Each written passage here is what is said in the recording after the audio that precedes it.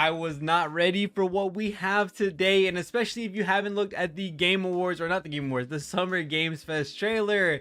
Yes, we have a new drip marketed character, and it's going to be March 7th as a 4-star, which is super exciting overall because this is what they teased us with in the anniversary stream, where they said March 7th is going to eventually get a new path and it's going to happen this year, but they didn't tell us it was going to be this quick. So today we are going to be looking at March 7th being a hunt imaginary unit. That is honestly a very unique pairing for them to be giving March 7th, especially looking that I don't think we have any character that is it, and I was wrong. We have Dr. Ratio.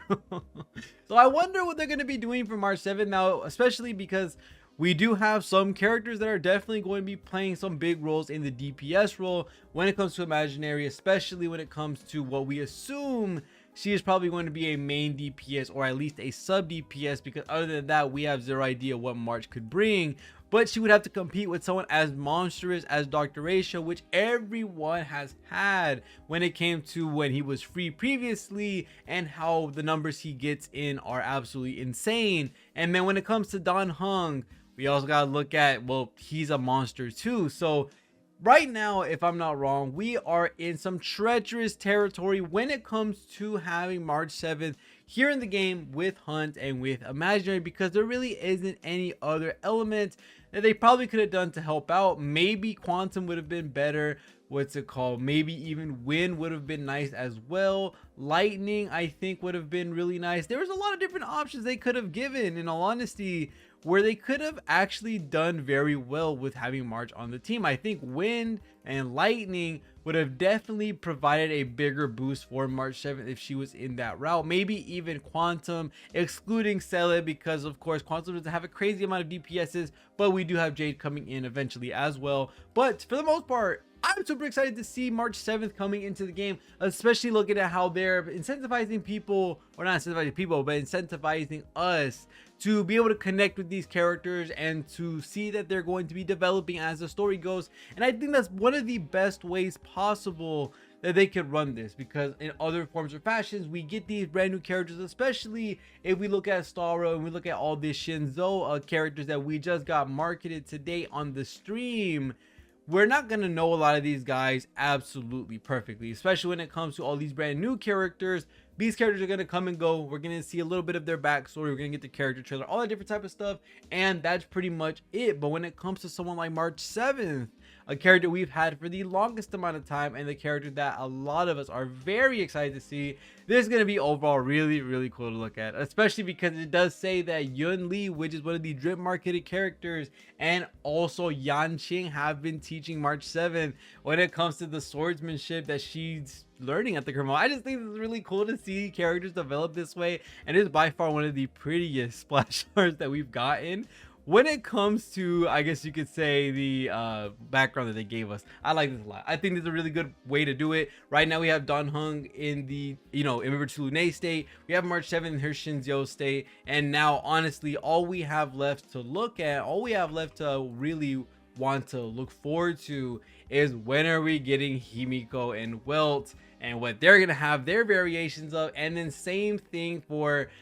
I was gonna say Imaginary Trailblazer, but he does get his development at the same time. So we are seeing them constantly develop these characters and constantly give them brand new paths. Now she is a 4-star. I don't know if I specified that enough. She is a 4-star, so I'm assuming she's either going to be free from an event, and I think they did say it was going to be an event. Participate in the event to unlock March 7th's new path day 2, so you don't even have to summon for it. So they kept this a secret until they dropped the trailer, which was overall just a really nice way for them to tease it beforehand without us knowing already, and giving us a little surprise during the Game Awards. Not the Game Awards, I keep saying the Game Awards, but the Summer's Game Fest. And now they went ahead and drip marketed the character. So I think this is a really cool thing. I think this is a great way to keep us connected with these characters, and especially since we don't have to level up these characters, I wonder what exactly they're going to be doing with the eidolons. Are we possibly going to be able to E6 her when it comes to having her as a 4-star and through the event that we're getting for free? Overall, a lot of really really exciting stuff. We do have to remember that Yun Li and what was the other name, Jiao Shou, I think that was the other name that we had when it came to the drip marketing for the current patch, is Jiao Shu, if I'm not wrong. And then we also have Yun Li, and this is the character that is referenced with March 7th in teaching her how to play. So now that we see that March 7th learn from Yun Li, especially looking at all these swords in the background in the splash art, I really want to know what Yun Li's gameplay is going to look like with it being physical. But she has all this fire around her, she has all the swords around her. Overall, really exciting things, and I'm glad that we didn't have to be forced to pull on these characters like Jiao Shu, which I'm 100% wondering if I'm going to be pulling on this character. He does look interesting with being fire and agility, so we are going to have to wait and see for the kit. But we have a lot to look forward to. We have Firefly and Jade, we have Jiao Shu and Yun Li, and now we have March 7th, which I wish they would have given her a different element.